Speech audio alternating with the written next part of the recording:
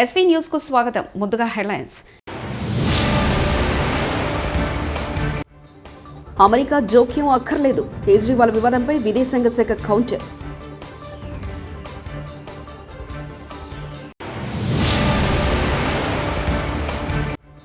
కాంగ్రెస్ ప్రభుత్వ నిర్లక్ష్య విధానాలతో ఆగమైపోతున్న రైతులు, కేటీఆర్.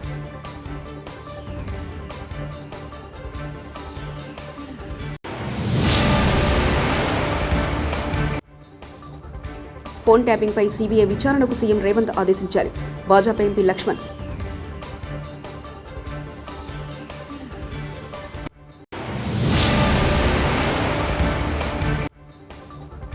సానుభూతి కోసమే చిన్నాలను జగన్ తెరపైకి తెస్తున్నారు. వివేక కుమార్తె సునీత.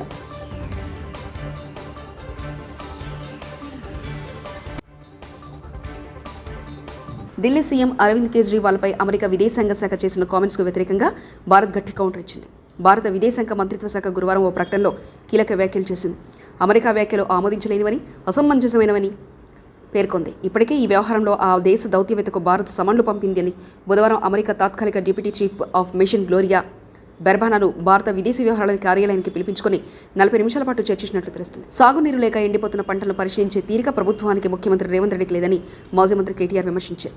రాజన్న సిరిసిల్ల జిల్లా తంగలపల్లి మండలం సారంపల్లిలో పొలాలను ఆయన పరిశీలించారు. రైతులను ఆదుకోవాలన్న చిత్తశుద్ధి కాంగ్రెస్ కుంటే రైతు రుణమాఫీని వెంటనే అమలు చేయాలని డిమాండ్ చేశారు. రైతు భరోసా కింద ఎకరానికి 15,000 ఇస్తామన్న హామీని నెరవేర్చాలని కోరారు. పంటలు ఎండిపోయినాయో ఆ రైతుల్లో భరోసా నింపడానికి, ధైర్యాన్ని ఇవ్వడానికి, అదేవిధంగా వారికి మేమున్నామని చెప్పడానికే ఈ రోజు క్షేత్రస్థాయిలో మా పార్టీ నాయకులు అన్ని నియోజకవర్గాల్లో కూడా రైతుల దగ్గర పోతా ఉన్నారు, పర్యటనలు చేస్తా ఉన్నారు. అందరినీ కూడా కలిసి వారిలో ఒక భరోసా నింపే ప్రయత్నం చేస్తున్నారు. రైతులు అడగలేదు, మిమ్మల్ని ఎవరు కూడా నిజానికి డిమాండ్ చేయలేదు. మేమే డిసెంబర్ 9 నాడు అధికారంలోకి వస్తున్నాం. ఇప్పటిదాకా లోన్లు తీసుకొని వాళ్ళు కూడా తీసుకోండి, నేను వెంటనే 2 లక్షల రూపాయల రుణమాఫీ చేస్తా అని చెప్పింది రేవంత్ రెడ్డి. మరి ఇప్పుడు 4 నెలలైనా కూడా రుణమాఫీ అనేది కనీసం ప్రస్తావన కూడా లేని పరిస్థితి ఈ రోజు రాష్ట్రంలో చూస్తా ఉన్నాం. రుణమాఫీ చేయకపోగా బ్యాంకుల ద్వారా ఇవాళ రైతులకు లీగల్ నోటీసులు ఇచ్చి మీరు కడతారా సస్తారా అని మెడ మీద కత్తి పెట్టినట్టు వ్యవహారం మరొక దిక్కు చూస్తా ఉన్నాం. ఇంకా దుర్మార్గం ఏంటంటే కేసీఆర్ గారు ఆనాడు 7,000 కోట్ల రూపాయలు తాను అధికారం నుంచి ఎలక్షన్లకు ముందు దిగిపోయే ముందు రైతుల కోసం, యాసంగి పంట కోసం 7,000 కోట్లు మరి రైతు బంధు కోసం పెట్టిపోతే ఇవాళ ఆ మొత్తాన్ని కూడా, ఆ సొమ్మును కూడా రైతులకు ఇయ్యకుండా, రైతులకు ఇప్పటి వరకు రైతు బంధు ఇవ్వకుండా కాంట్రాక్టర్ల ఖజానాలు నింపడానికి, కాంట్రాక్టర్లకు పేమెంట్లు చేయడానికి ఒక చిల్లర వ్యవహారానికి కూడా తెరదీసింది ఈ కాంగ్రెస్ ప్రభుత్వం. ఈ అన్నింటికి మించిన దుర్మార్గం ఏంటంటే ఇవాళ నిజంగా కూడా రైతులను చూస్తే గోసనిపిస్తున్నది. ఇక్కడ నేను కలిసిన రైతు పేరు పరశురాములు గారు. ఆయన కౌలు రైతు. ఒక 10 ఎకరాలు సారంపల్లి అనే గ్రామంలో తంగలపల్లి మండలంలో కౌలుకు తీసుకున్నారు. కౌలుదారు కాబట్టి పట్టదారుకు మొదలే 60,000 రూపాయలు ఆయన కట్టినాడు. ఇవాళ ఆయన పరిస్థితి ఏంటంటే మొత్తం మేతకు తప్ప ఎందుకు పనికిరాని పరిస్థితి ఈ రోజు ఈ పొలం తయారైంది. ఇవాళ నిజంగా కూడా సిరిసిల్ల జిల్లాలో, రాజన్న సిరిసిల్ల జిల్లాలో ఈ పరిస్థితి వచ్చిందంటే ఇది కాలం తెచ్చిన కరువు కాదు, ఇది కాంగ్రెస్ తెచ్చిన కరువు.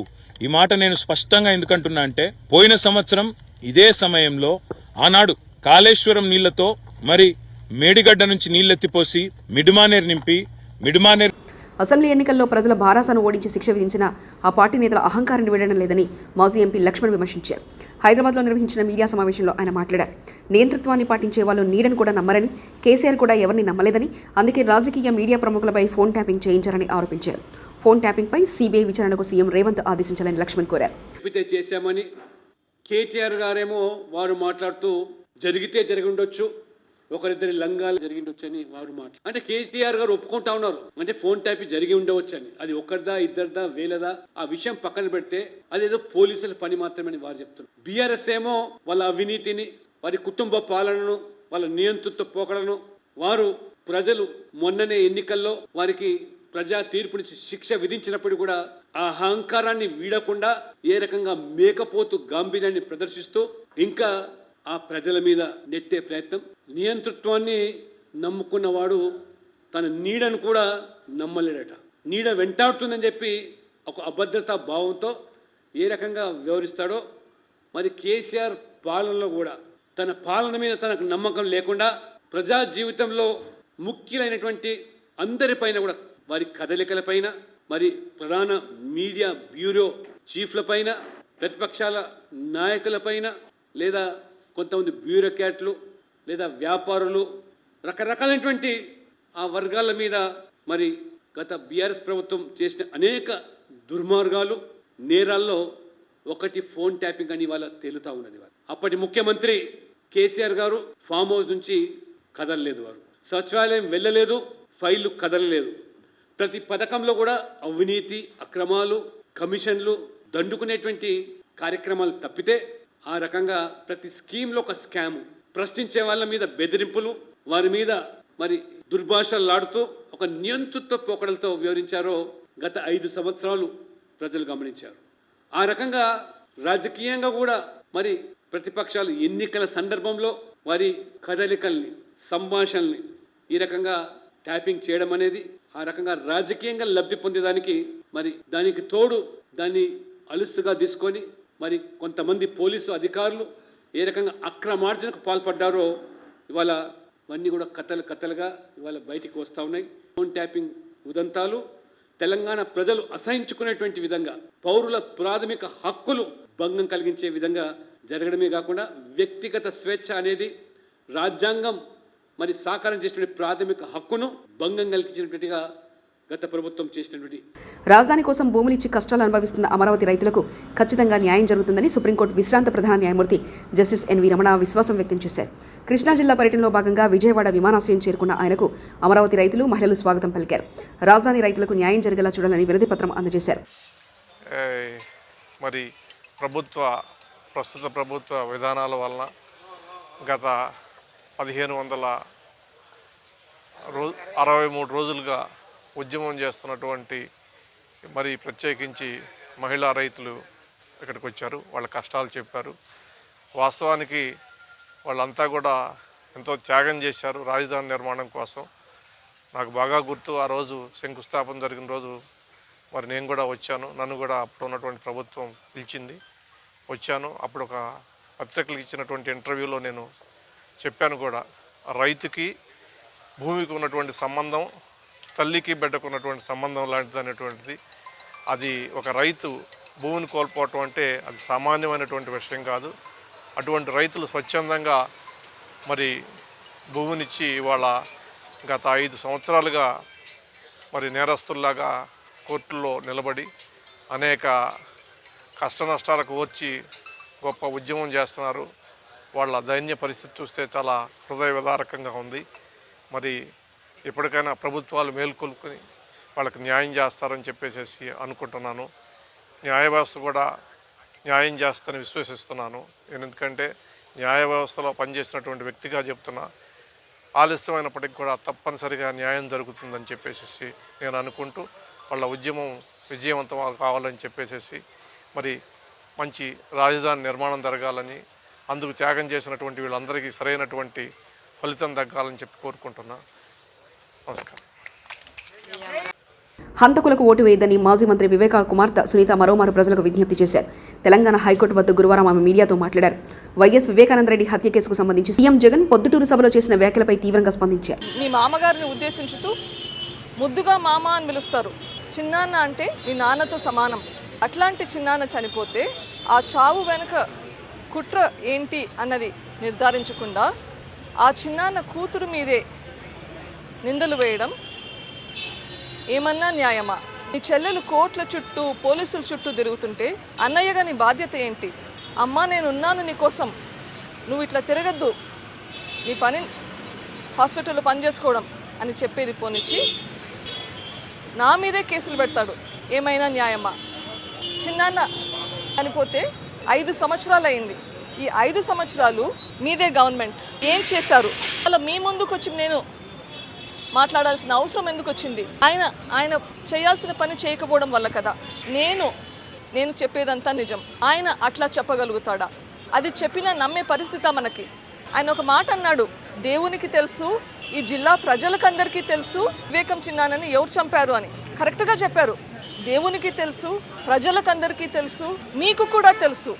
అందుకేనా చేయించిన వాళ్ళని అంతగా ప్రొటెక్ట్ చేస్తున్నారు. మీకు తెలిసి కూడా ప్రొటెక్ట్ చేస్తున్నారు అంటే ఎందుకు ప్రొటెక్ట్ చేస్తున్నట్లు? దేనికి భయపడి ప్రొటెక్ట్ చేస్తున్నట్లు అని నేను అడుగుతున్నాను. 2 చెల్లెలు ఇంకొకరు నడిపిస్తున్నారు. నేను అడుగుతున్నాను. ఇంకో మాట కూడా అన్నాడు, చంపినోడే చంపినాను అని చెప్తున్నాడు అని బయట తిరుగుతూ.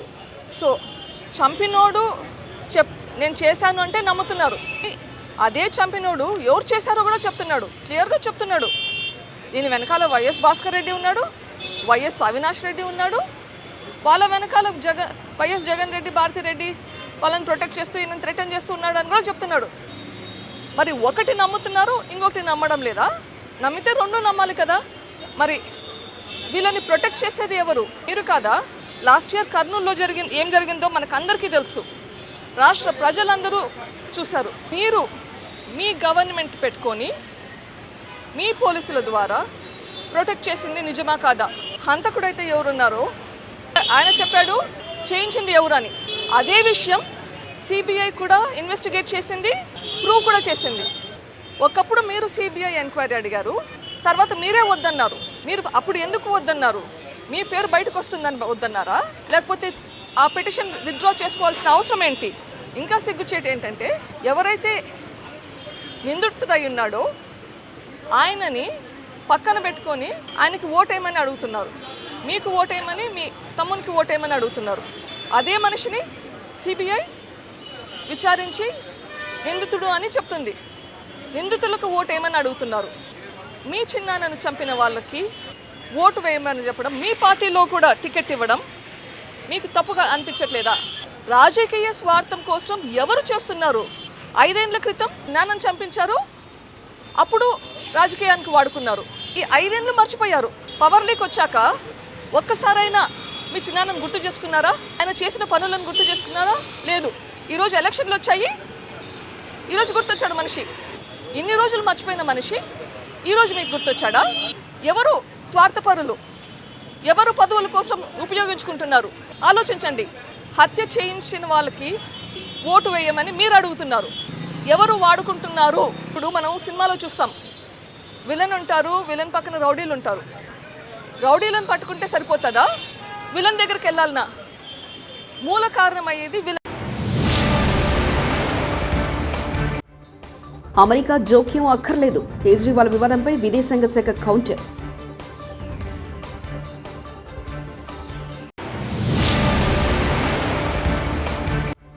కాంగ్రెస్ ప్రభుత్వ నిర్లక్ష్య విధానాలతో ఆగమైపోతున్న రైతులు కేటీఆర్.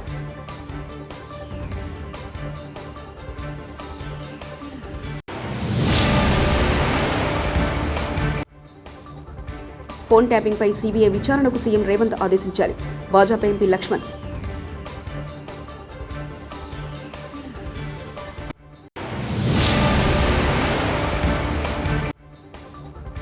సానుభూతి కోసమే చిన్నాన్నను జగన్ తెరపైకి తెస్తున్నారు. వివేక కుమార్తె సునీత.